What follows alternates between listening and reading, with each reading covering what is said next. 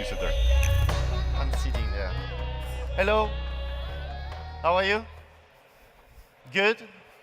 Hello, everyone. Thanks for Bom coming along. dia. Bom dia, shall we say that? Bom dia, tudo bem. Portuguese. So I'm joined by David Ginola and also by Tofik Ghazi and Peter Lopez, who work with David. We're here to talk about this issue, as Jero introduced, of how technology can help to save lives in sport. And the reason we're here with you, David, is that you have had a very personal experience with this. Can we maybe start the session by explaining what happened to you last year? Well, it's pretty simple. It was a beautiful day back in May 2016, and I was playing a charity game in the south of France, and in the second half, while I was going back to my half. That doesn't sound like you. Sorry? It doesn't sound like you to run back.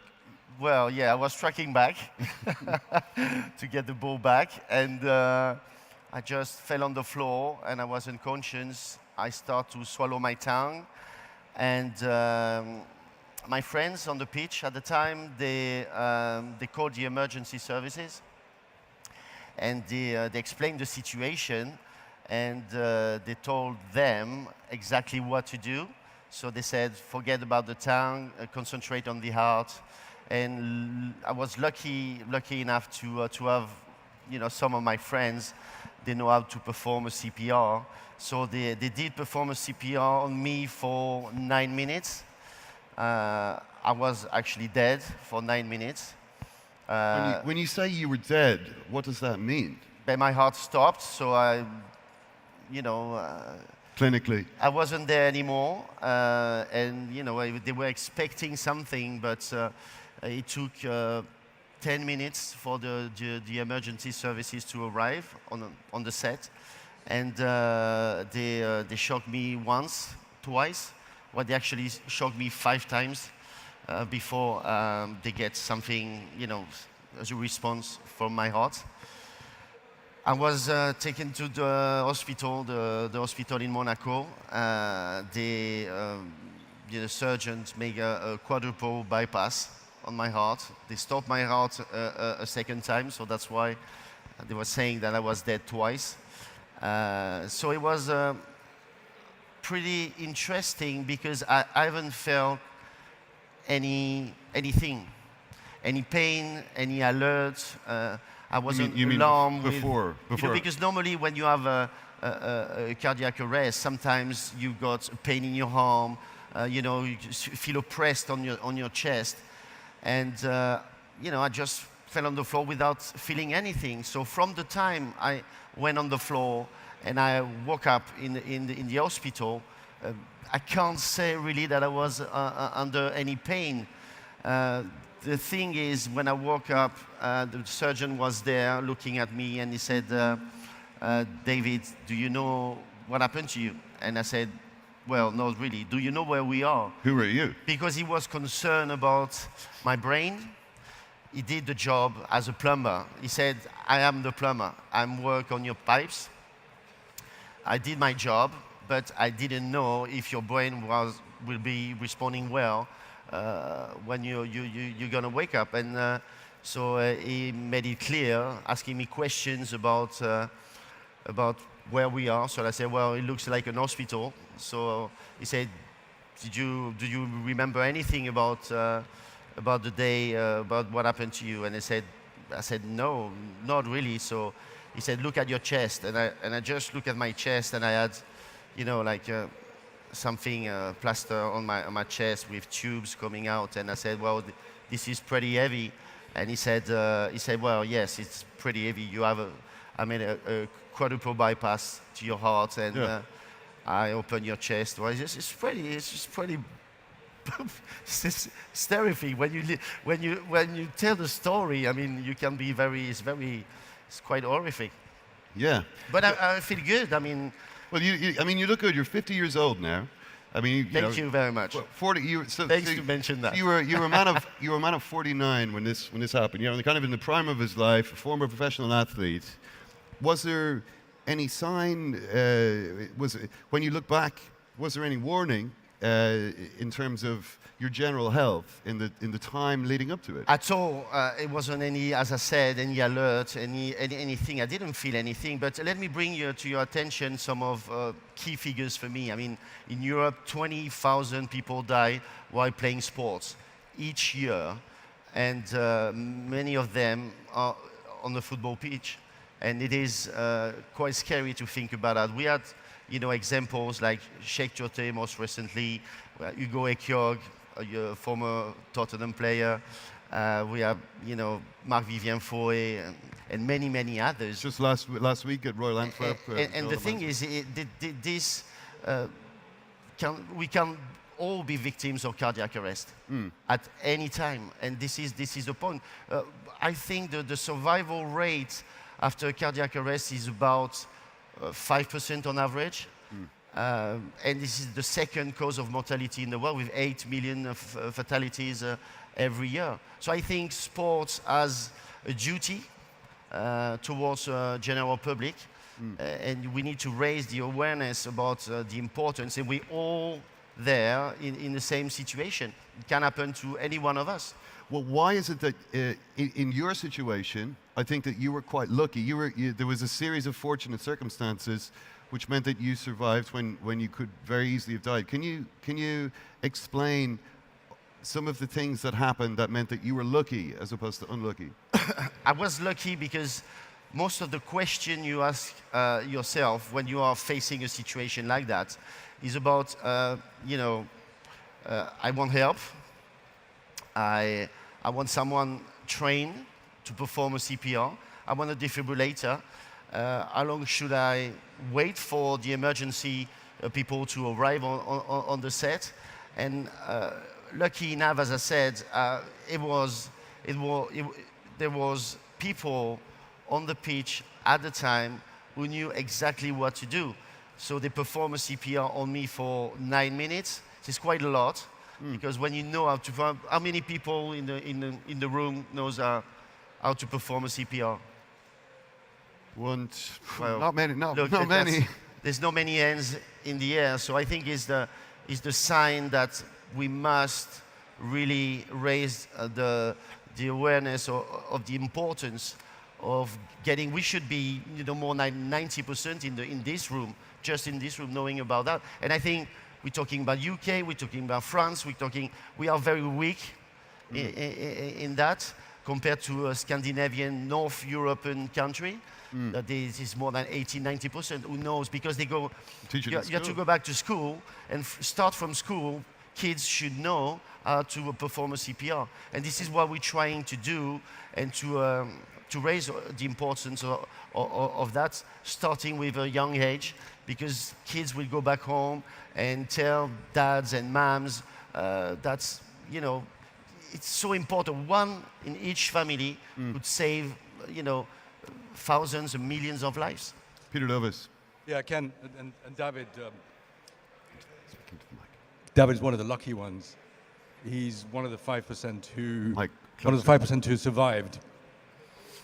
And you'd say, why do 95% have to die? Which is the question we're trying to address.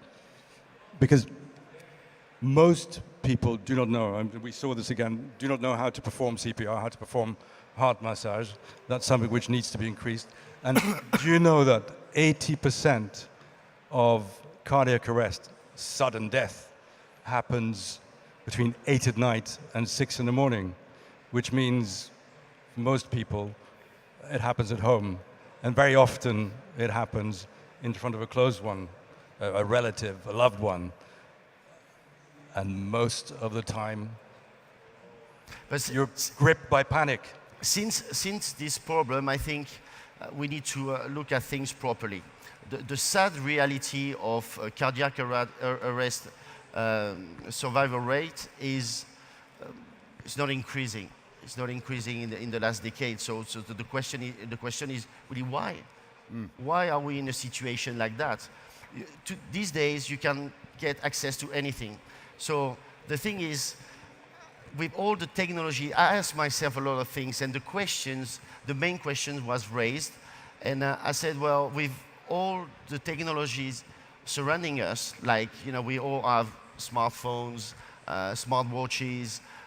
We all use any other things like fitness trackers or digital keys, etc., etc. I asked myself a question: why don't we use those technologies to optimize the management of an emergency? And I came up with an idea. And this is why I'm here also today, is to talk about this idea, because we've got, with my team, an answer for that, and the answer is nodes. Nodes can do it. And nodes, it's an open alert system. Sorry, David, explain the name nods. Well, the nodes is very simple. Nodes is like, a friendly nod with the head. This is why we call this warning system nodes, is a friendly nod with the head to connect with someone else, to change the odds. So we try to use and to find a name who could be appropriate for this sort of situations and those issues. And this is an open alert system without any limits. Yeah, so just to Tofik. go further, yeah, the idea of the project is to provide a solution that can help people instantly. So yeah, okay. So what we want to do is to provide solutions that alert instantly the emergency services, and in the same time to find the right person nearby who can perform CPR, so to make the cardiac message to the victim, and also to ask another person to find the nearest defibrillator. So what we want to do is to use our technology to give the fastest response. Because knowing that emergency services take between 10 and 15 minutes to be at the victim place, and also knowing that every minute the victim loses 10% of chance of survival. So we cannot just wait and see during 10 minutes. We need to act. And Nodes is here to provide a solution, because time is the key to save people in this case of sudden death. And by connecting to each other, we can help each other and change the odds to save lives. That's the main priority. This is my goal. After my accident, I asked myself so many questions, and I came to this point that it's vital, it's really crucial that every single big guys out there, big tech players, authorities, influencers, insurance companies, need to understand that we can't manage emergencies with tools from the last century. Yeah. We need to work with effective tools, and that's for me the most important, and that's why Nodes is important and is crucial. It's going to be effective in the next 2-3 months. It will be offered to the public. It will be a free alert system, and anyone will be able to use it properly. So, using my accidents, thinking about what we could do to change that, because, it's clear that even in this room, it's just a few hands was raising in the air to say, well, I knew how to perform a CPR. So that would be to connect every single one of us, and we'll be just connected, because social networks today, we all use that. We are on Instagram or Facebook, so we all do that. But in fact, are we really connected? Yeah. If it comes to save a life, are we connected? If, for example, I fall on the floor right now, it will be just a few people. But can you imagine at home, in the room, with someone stressed, even if he does know about, the first aid gestures, with the stress, do I know really what to do? Am I capable, my capability of performing a CPR?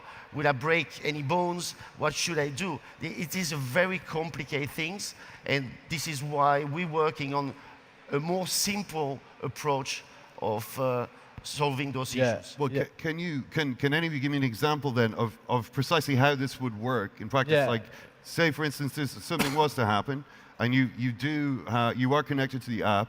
What happens? So, simple example, you you witness sudden death. So what our system will do is to create and to build bridges between any kind of connected object and any kind of mobile app. So it means that no matter what devices people wear or are equipped with, or no matter what mobile apps you installed, we make and set up communication between all our connected environments. So thanks APIs and SDK we will propose to developer, it will be easy to spread an alert. So we want to break boundaries between all our connected worlds. So, and we must consider two facts that a standalone emergency mobile app have a penetration rate on only 1%. So with just 1%, you cannot build and provide an efficient solution with a meshed network to save life. And the second one is, as Peter said, 80% of cardiac arrest, sudden death occurs at home. And we are all connected at home, smartphone, connected devices, voice control devices like Google Alexa, Google Home, like Alexa from Amazon and Google Home. But in case of emergency, it's like there is no technology anymore. And it's what we want to do is make communication and build bridges with our connected environments. Okay. So yes, in this, and why? Because time is really important in that case. We need to provide help in less than 5 minutes. So it's such an organization, you know, bring people in the same place who can perform CPR, and another guy who bring defibrillator, and in stress and panic, as David said, it's really complicated.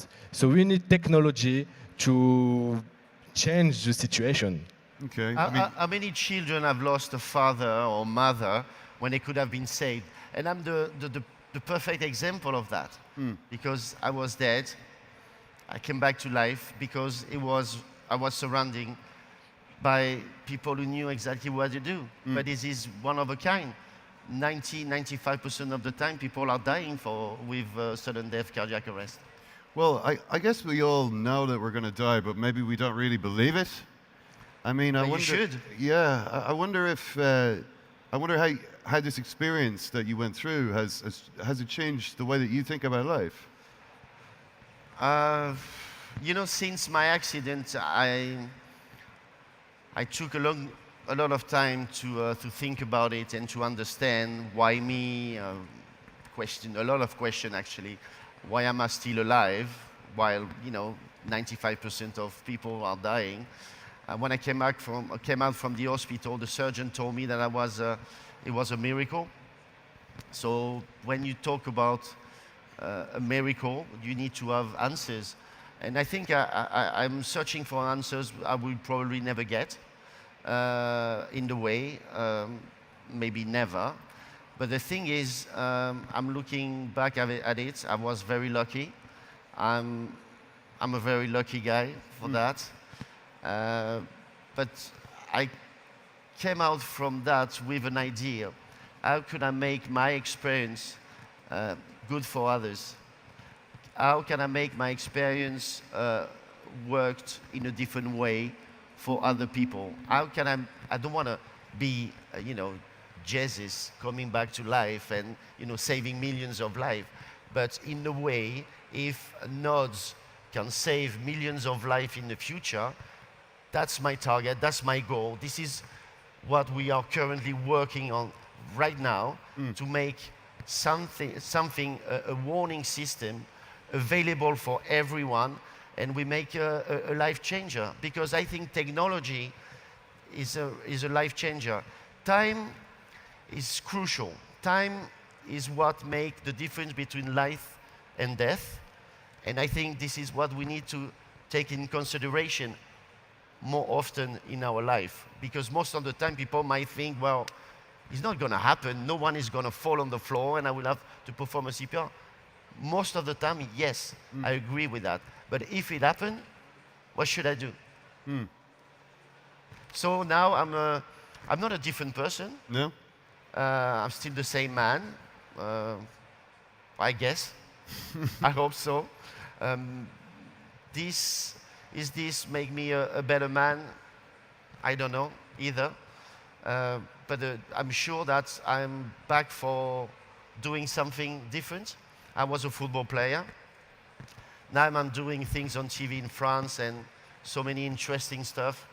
But this is very important because this is something that this is from public interest. It's not just individuals. Footballers, most of the times, when we talk about footballers, it's about themselves. It's about how they feel, how much they earn, you know, just their surroundings, the very close surroundings. Now it's about giving back what I had for 18 years. Yeah. And be probably a better man and, you know, less selfish than I probably was when I was a football player. Because when you need to be on top of your game, you need to be selfish.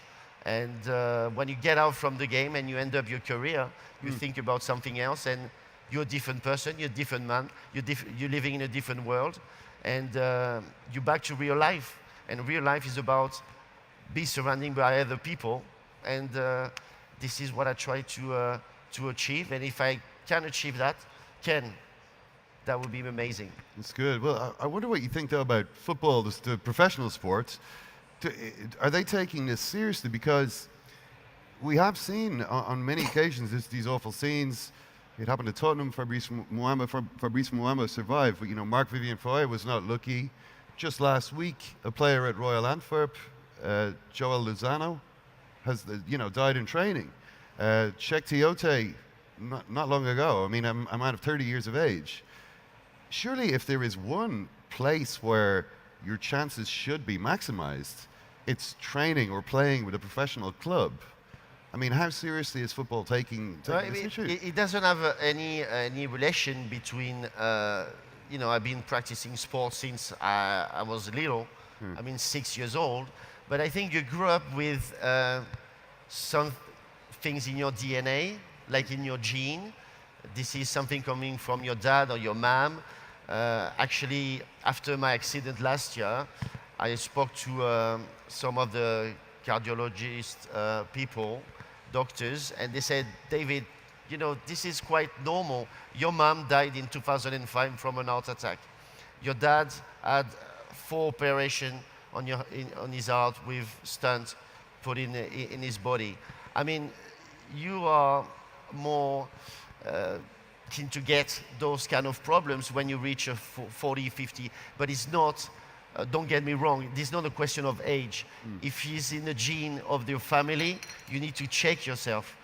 Do a checkup because it's so important, and this is vital because when you're getting older, I mean, you know, it's not because you perform sports for 15, 20 years that will make any changes. Your heart, if it's got some damage, you know, it's damage from when you were born as a baby, and it's in yourself. So this is why sports will help. Obviously, do practice sports. That's very important for anyone.